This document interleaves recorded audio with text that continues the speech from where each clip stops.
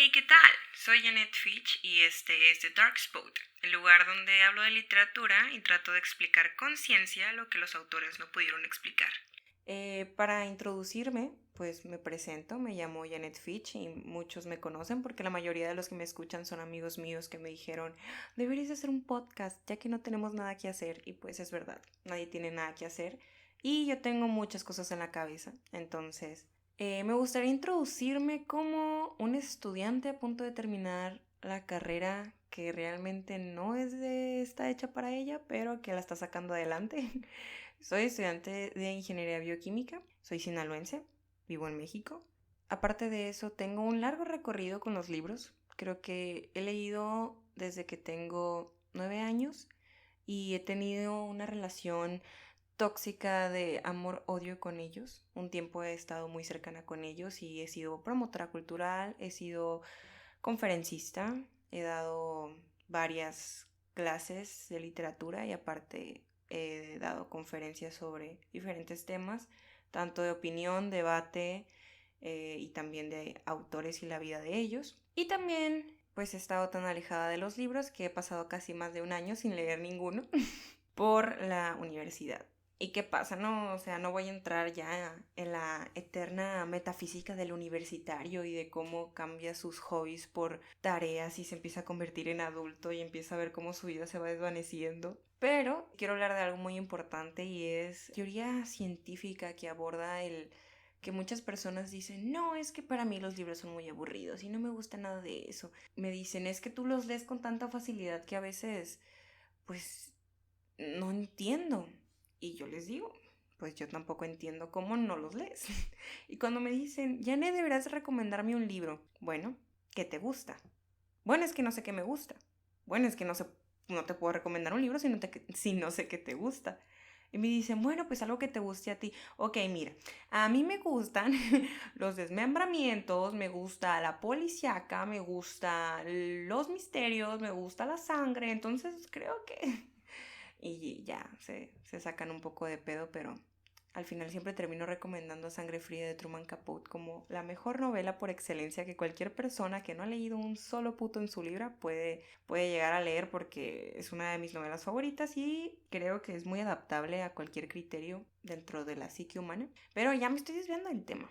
El punto que quería tratar es que, ya sin contexto, sin guión, sin nada, quiero hablar de Drácula. Quiero hablar de Drácula porque me parece que es una novela que a la par ha sido una parte fundamental de la cultura pop, pero también ha sido infravalorada como novela, como tal, ¿no? Y se ha hablado mucho de Drácula y de cómo hipersexualizaron la imagen del vampiro y de cómo la volvieron seductora y todo ese desmadre de la cultura pop.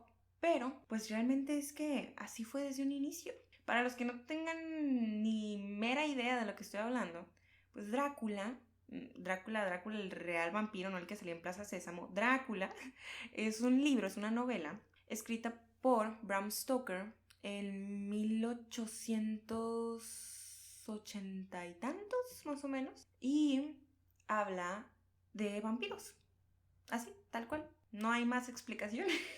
O sea, sí la hay. Sí la hay porque es una novela muy compleja y a la vez muy básica. Está escrito en un formato epistolar, que quiere decir que son cartas. Tanto cartas como pedazos de periódicos, noticias, recortes, telegramas, en fin, son pedazos, no es una novela narrada en una trama continua, no, o sea, van por partes, lo tienes que hilar de diferentes cosas y las primeras 100 páginas, siempre he dicho, son las más tediosas, o sea, si tú pasas las 100 páginas primeras de Drácula, ya puedes terminar de leerlo, porque las 100 páginas primeras son el diario de Jonathan Harker, y Jonathan Harker es el personaje principal y del que a partir de este personaje se empieza a sexualizar la imagen homosexual de Drácula, del conde. Pero la imagen del conde está basada en un rey húngaro del siglo XV más o menos, que se llamaba Vlad Tepes. Y este hombre era llamado como el príncipe más misericordioso, el príncipe más victorioso y el príncipe más sanguinario. Le llamaban también el empalador. Clavaba estacas afuera de su castillo y en las estacas empalaba a sus víctimas, a sus contrincantes, entonces era como esos barcos piratas que ponían una calavera en un palo y decían, por aquí no van a pasar, ya no hay territorio pasable por aquí porque somos de los piratas. Bueno, pues eso así habla Tepes, el húngaro. Y en teoría Drácula se basa en puras supersticiones, en un montón de supersticiones húngaras, mediterráneas, que creían que los muertos podían revivir y cuando revivían pues era porque no llegaron a satisfacer la sed de sangre que tenían. Y empezaron a sacar un montón de supersticiones porque realmente creían que los vampiros existían, que los vampiros eran una clase de zombies que regresaban de la muerte y podían cobrarse lo que ellos quisieran y no importaba. Entonces, a partir de estas supersticiones, se empiezan a generar estas historias que les cuento. Y Bram Stoker no fue el primero, que escribió algo de vampiros. Creo que el primero tampoco se lo puedo asegurar a Polidori, porque hubo muchísimos más historias y leyendas y fábulas urbanas antes de que ellos siquiera las pudieran escribir. Están las fábulas de los vampiros, Le Fanu Sheridan, creo. Está Carmilla y está la historia de Polidori, de William Polidori, el vampiro, así se llamaba. Era una obra de teatro. Y Polidori, fíjense que es uno de mis autores entre los más como destacados, porque Polidori retrató toda una mitología, se encargó de hacer como toda un folclore sobre el vampirismo y gracias a él pues se hizo este género vampírico romántico súper notable y súper importante en la época. Pues principalmente el folclore nos decía, ¿no?, que los vampiros se tomaban la sangre de sus víctimas y acorralaban a la gente y lo que querían era poseer almas porque querían tener un séquito y en fin, o sea, un montón de historias que realmente nadie lo creía. Pero ¿por qué?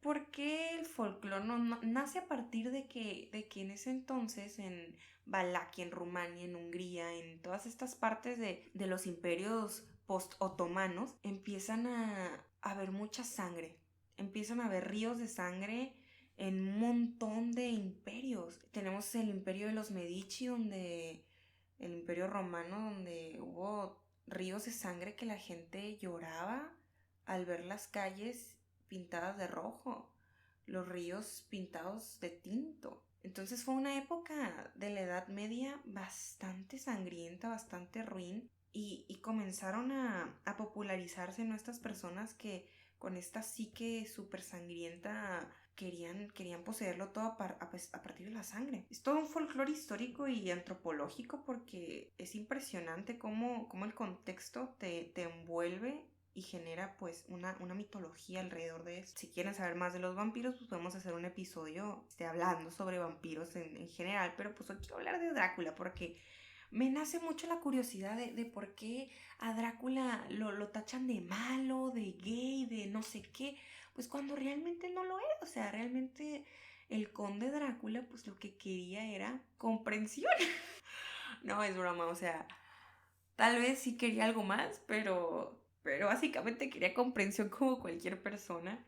Y cuando estaba estudiando, estábamos llevando la materia de genética, bioquímica del nitrógeno y regulación genética. Estábamos leyendo un libro que se llama Principios de la bioquímica de Leninger. Y en un episodio hablamos sobre una enfermedad. Y me llamó mucho la atención porque esta enfermedad es un precursor de enzimas que no funciona bien, que tiene algo malo ahí, entonces genera una enfermedad genética que es muy difícil bueno, o era muy difícil en la Edad Media de encontrarle la razón o la cura, ¿no? Porque pues no sabían ni qué era el microscopio, obviamente no iban a saber ni qué era un gen, ni qué estaba pasando algo ahí enzimáticamente, ¿no? Pero me llamó mucho la atención porque a partir de eso y de saber de esta enfermedad me di cuenta que realmente pues Drácula estaba enfermo. Drácula tenía una enfermedad que se llamaba porfiria y nadie lo entendía y en general todo estaba mal con él solamente porque nadie entendía que estaba enfermo.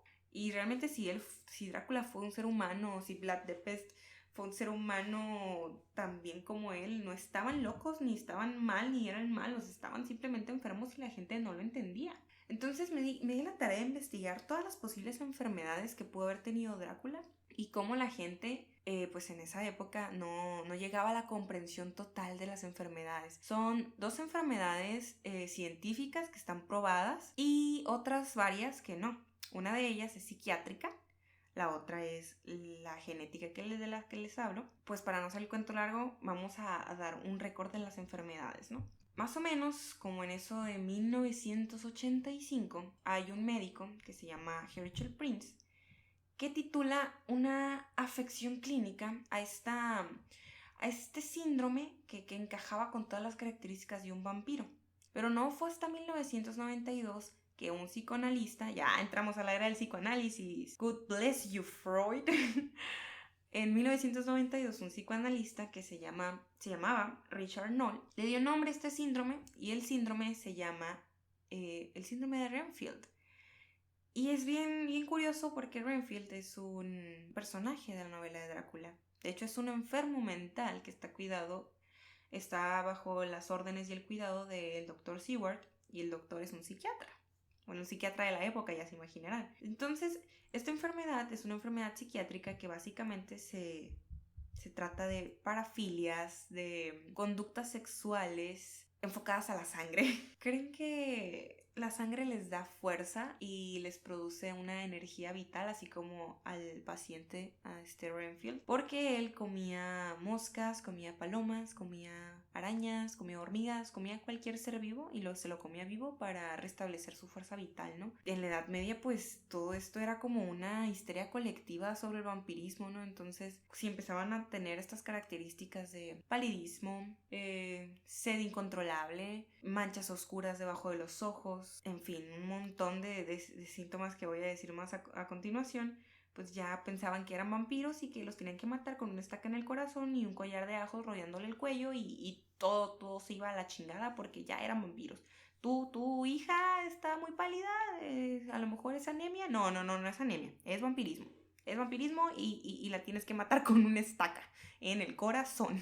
Entonces, pues un montón de gente en Europa pues pensaba que los muertos sí revivían, pues por tener estas características del vampiro, de una piel hipersensible a la luz solar, una orina con tonos rojizos, una sudoración excesiva, anemia, básicamente síntomas de muchas enfermedades, como pues de la lepra, la rabia, la catalepsia y pues la porfiria, ¿no? De la que voy a hablar. Pues es muy relevante el hecho de esta enfermedad de la porfiria porque, como les decía, es una enfermedad genética que conjuga varias enfermedades relacionadas con un defecto enzimático. Y ustedes se preguntarán, Janet, ¿qué chingados es un defecto enzimático? Pues un defecto enzimático es una deficiencia en las enzimas que tiene algo, ya sea un aminoácido, ya sea un precursor, ya sea algo que tenga nuestra célula. En este caso, esta enfermedad se basa en la acumulación de un isómero. Se llama el uroporfirinógeno 1 y este isómero es un precursor de protoporfirina. Y me van a decir, ay, pero Janet, yo no sé de eso, o sea, ¿qué causa eso?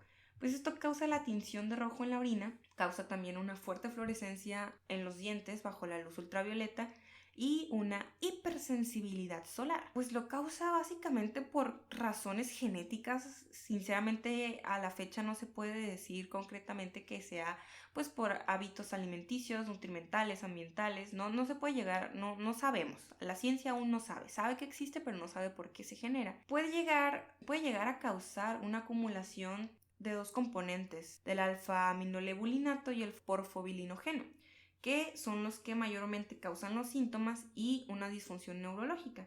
De hecho, hay una historia acerca del rey Jorge III de Inglaterra, al que denominaron el rey loco, porque tenía esta enfermedad, pero nunca nadie lo supo. Entonces, como causaba demencia y causaba pues pérdida sanguínea y causaba un montón de achaques propios de la enfermedad, pues entonces lo diagnosticaron con locura y manchó el nombre de la sangre real en ese entonces. Entonces fue así como un wow, el rey Jorge III es imposible que esto pase, pero pues pasaba. Y pasó con muchas personas después en estas partes de Rumania y Turquía y Valaquia y Hungría y Marrakech y todas esas partes súper que se escuchan súper chingonas, pues ahí pasó. Y bueno, esta enfermedad, la porfiria, causa anemia en muchos de los pacientes por falta de síntesis de hierro y pues se puede evitar con suplementación de hemoderivados, pero ¿qué iban a saber? Ni siquiera sabían qué era el trasplante de sangre, ¿qué chingados iban a saber ellos de hemoderivados? Y esta enfermedad es una de las posibles enfermedades que puede llegar a tener Drácula, o sea, Drácula pudo haber llegado a tener esta enfermedad y nunca nadie lo supo, pero lo que sí sabían era que pacientes con esta enfermedad eran muy receptivos al ajo. Entonces a partir de esto y a partir de pues los síntomas y empezaban a ver, no sé, la gente, la muchedumbre empezaba a ver que había una niña que se ponía muy pálida, que de repente hacía pipí rojo, que de repente tenía hipersensibilidad solar, que de repente ya no salía al sol, decían, ¡ah, no! ¿Cómo es eso posible? ¡Es un vampiro! Y le acercaban ajos y le ponían, entonces obviamente la niña repelía este ajo. ¿Por qué? Y todo el mundo se pregunta lo mismo, ¿por qué los ajos? Bueno, pues los ajos es una hortaliza con muchas propiedades y entre ellas están las propiedades antisépticas y bactericidas, pero también contiene un compuesto orgánico de baja actividad molecular que se llama disulfuro de alilo. Y el disulfuro de alilo puede producir un bloqueo en la coagulación de la sangre del paciente que tiene porfiria y destruye el grupo hemo y empeora los síntomas hasta generar aún más fotosensibilidad. Desarrolla también una dermatitis de contacto sistémico, o sea, si le acercaban el ajo muy cerca, pues obviamente producía una dermatitis, una zona muy irritada y anafilaxia. La anafilaxia pues es un shock alérgico. Y por eso pues en las películas de terror mexicano, ese tipo de como el santo contra las momias, pues por eso cuando les acercaban ajo a los vampiros, pues se asfixiaban. Era pues por la anafilaxia producida por el sulfuro de alilo y porque estaban teniendo esta enfermedad que se llama porfiria. Pero pues no descartamos también estas enfermedades mentales, ¿no? Como les había comentado, el síndrome de Renfield. Se caracteriza este síndrome, pues ya les había comentado, por una parafilia, una necesidad compulsiva de sentir, ver, ingerir, oler incluso la sangre, existiendo o no la creencia de ser un vampiro. Entonces, las personas que tienen el síndrome de Renfield pueden o no creerse vampiro. Y pues como dije, algunos autores, psicólogos, psiquiátricos, la consideran una variación de la necrofilia porque es una forma de sadismo, ya que estos individuos pues chupan la sangre de las heridas que ocasionen sus víctimas en dicho arrebato sexual e incluso la pueden definir como un fetiche muy, muy extremo. Y pues la causa de esta condición clínica no está plenamente identificada, pero se cree, como muchos psicoanalistas, gracias a Freud, que puede tratarse de conflictos en el desarrollo de este individuo y en la infancia, ¿no? Entonces todo depende. Si eres como Kane, que veía, que se erectaba viendo cómo mataban a un cerdo, pues a lo mejor puedes llegar a desarrollar este síndrome de Renfield. Y hay otra enfermedad que los médicos pues casi no utilizan. Médicos, nefrólogos y también parte de la comunidad científica, los nefrólogos, déjenme aclararles, son especialistas en los riñones. Yo no sabía esto. Esto lo descubrí cuando estaba investigando todo esto y wow, no me había dado cuenta que existe una especialidad de nefrología y que eran los riñones. Un aplauso a los nefrólogos, son muy buenos. Te dicen que no tomes café ni coca, pero ahí andas tomando café y coca. Y no lo aceptan como un término médico, pero en el argot popular y en el argot acá de las santeras y las brujas y las que curan empachos, dicen que se llama hematodixia. Y la hematodixia, pues son estos pacientes que necesitan ingerir sangre para sobrevivir. O sea, el agua es su sangre. Entonces, pues exteriormente estos pacientes tienen características normales de un ser humano normal, pero pues el cuerpo lo que les pide es sangre. A lo mejor, caigo ya en una redundancia científica, a lo mejor puede ser pues por alguna deficiencia de hierro, una falla renal, alguna falla en absorción del B12, pero también puede ser por moda. ¿Y por qué lo digo? Hay una película, y esta la vi cuando estaba súper fanatizada con esto de los vampiros, que se llama Vampire. Está protagonizada por Kevin Zegers y está dirigida por un japonés. Ajá. Entonces ya se imaginarán de qué va la historia. Pero Este güey, este Kevin Segers, en la actuación del personaje principal, intercepta chicas con tendencias suicidas por MySpace y les dice, no, yo también soy suicida, no, si hay que suicidarnos juntos. Entonces pactan un día y él las hace escribir una carta en donde, mamá, papá, me voy a suicidar, toda, ¿sabes? Para que quede como suicidio. Entonces las lleva a un lugar, las desangra y les dice, no, es que yo me voy a dar un disparo en cuanto te desangre. El desangre es la forma más pacífica de morir y ya las convence, ¿no?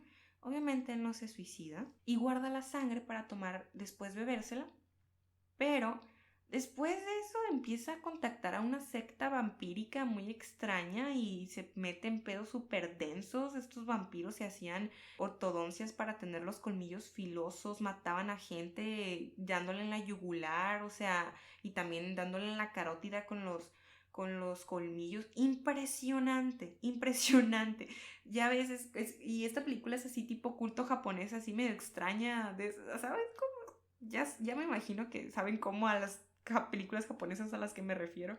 Pero está muy buena, o sea, de verdad yo sí la recomiendo. Pues en esta película le pasa a Kevin Segers eso de tomar sangre. Pero ¿qué pasa? Pues Kevin Segers se vomita como niño de primaria desayunando rufles con chamoy a las 9 de la mañana. Entonces me metí a investigar porque dije, no es posible que yo también me pregunte qué pasa cuando bebe sangre. Y hay un artículo escrito por Benjamin Radford para la revista Life Science que se llama It is safe to drink blood. Imagínenlo en un tono súper inglés. Y nos dice que beber sangre en cantidades minúsculas como cucharaditas, pues no es malo, del todo malo, pues considerando que la sangre estuviera libre de patógenos o algún agente microbiano, pero lo malo sería, obviamente, si excediera su consumo. Y en el extrañísimo caso en el que te tomaras un bote de litro de yogur de sangre, pues sí se va a convertir en altamente tóxica, porque obviamente la sangre no es estéril, la sangre no es como la orina. Tú te puedes tomar tu orina fácilmente, pero la sangre no es estéril, está llena de patógenos, está llena de toxinas y obviamente no es tóxica donde debe ir, que son los vasos sanguíneos y las arterias, pero cuando va directamente al estómago, pues debemos saber que la sangre va a tener toxinas y que esas toxinas pues las vas a ingerir de alguna manera. Entonces, parte que la sangre es altamente compuesta de hierro. Todo el mundo lo sabe y los daños que puede causar un exceso o una sobredosis de hierro son altamente perjudiciales, son malísimos, porque incluso los animales que llegan a consumir de sangre pueden llegar a tener una sobredosis de hierro, porque el cuerpo humano e incluso el de algunos animales no puede excretar este hierro o esta cantidad de hierro de ninguna manera, y eso puede llegar a generar una enfermedad que se llama hemocromatosis, que básicamente pues es una sobrecarga de hierro en el cuerpo que va a causar un daño en el hígado. Va a causar también sobreproducción de líquido en pulmones, deshidratación, presión arterial baja y desórdenes nerviosos. Básicamente la muerte. Así que no, para mí no es conveniente tomar sangre, pero, y aquí va lo raro y misterioso del asunto y lo creepy de los estadounidenses, hay un doctor que se llama John Edgar Browning del Instituto Georgia Tech que escribió un artículo para la BBC refiriéndose a que hizo un estudio de población y testificó que hay miles y miles de norteamericanos creyéndose vampiros. ¿Es real? Lo que estoy diciendo es real. Hay un montón de norteamericanos creyéndose vampiros que ingieren sangre humana, ya sea sacada de hospitales, ya sea sacada de morgues, ya sea la ingieren para restablecer su vitalidad. Y no se sabe concretamente si estos, pues, vampiros vivientes sufren de esta enfermedad que les digo, el síndrome de Renfield, o si es hematodixia. Y es lo más punk y sádico que he leído en mi vida, y eso que he leído muchas cosas medias sádicas y medio raras. Aunque pues hay animales que sí se alimentan de sangre, como los murciélagos vampiro, y sí existen, yo no sabía que existían, y sí existen, búsquenlos, están bien bonitos. Ellos sí tienen un mecanismo muy complejo encargado de digerir la sangre, oxigenarla y drenar el exceso de hierro por membranas mucosas especializadas en su organismo que claramente nosotros no tenemos y que claramente Drácula sí. ¿Ok? Y pues a este punto sí se pueden concluir varias cosas. La primera, si Drácula era un humano, sufría de porfiria y vivió toda su vida queriendo huir de esta gente, muchedumbre que nada más le iba y le aventaba ajos llenos de sulfuro de alilo a su castillo, y por eso se quería ir a Inglaterra, porque quería esconderse en un antro gótico y no salir de ahí, porque todos le decían raro. Puede que haya tenido esta enfermedad, esta porfiria, o puede también que haya sufrido el síndrome de Renfield, o puede también que haya tenido la hematodixia, y puede también que haya tenido un montón de otros síntomas de otras enfermedades, así como tuberculosis, lepra o catalepsia, pero yo entiendo por qué quiso irse de Transilvania, lo entiendo completamente. Y la verdad yo también lo hubiera hecho, yo también hubiera dicho, ¿sabes qué? A la chingada, me voy a ir a Inglaterra en una caja llena de tierra, de panteón, así como Death, el vocalista de Mayhem.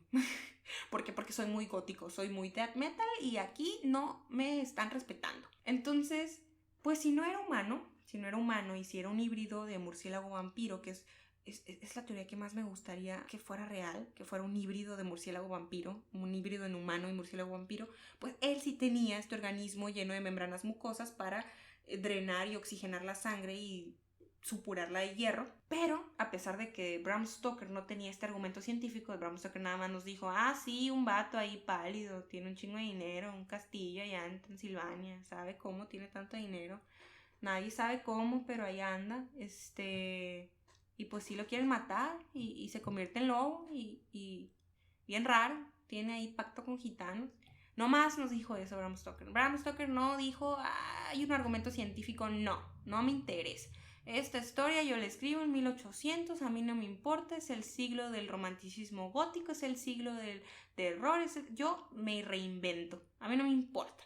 Entonces eso es aplaudible, o sea, eso es oda Bram Stoker, eso es wow, Bram Stoker, lo hiciste muy bien, creaste un prototipo que se usa hoy en día para disfraces de Halloween en Estados Unidos y en todo el mundo. Y es de aplaudirse. Hoy conocemos al conde Drácula por Plaza Sésamo. Hoy conocemos a el conde, el vampiro, Carlitos Espejel. Hoy Drácula es una leyenda que vive al día de hoy y que es considerada un hito en la literatura del terror. No nada más por lo complejo de su estructura literaria, sino también por lo complejo de su como base literaria. Es un clásico. Todo el mundo debería de leer Drácula. Por eso si yo te digo, Janet, ¿qué libro me recomiendas? Si yo te digo Drácula, es porque tienes que leer Drácula. Es porque lo necesitas. Es porque tú necesitas ingerir ese tipo de bibliografía en tu sistema. Tras todo esto, pues sí nos queda una valiosa lección, nos queda la valiosa lección de que la ciencia nunca jamás va a estar peleada con la literatura y nos puede llegar a explicar muchísimo más allá de lo que los autores pudieron escribir. Pues eso es todo por el episodio de hoy, espero que no haya sido muy largo y espero que me hayan puesto atención porque duré mucho tiempo pensando en grabarlo y tuve muchas complicaciones en grabarlo porque la primera toma se escuchaban unos ruidos bien raros, cuando lo quise editar me dio miedo, ya luego no quise y en fin, un montón de cosas. Pero eso ha sido todo por el capítulo de hoy. Disfruten, hijos de la noche. Nos vemos en otro capítulo y síganme en mi Instagram, estoy como mortemsf y también en TikTok hago cosas bien extrañas. Goodbye.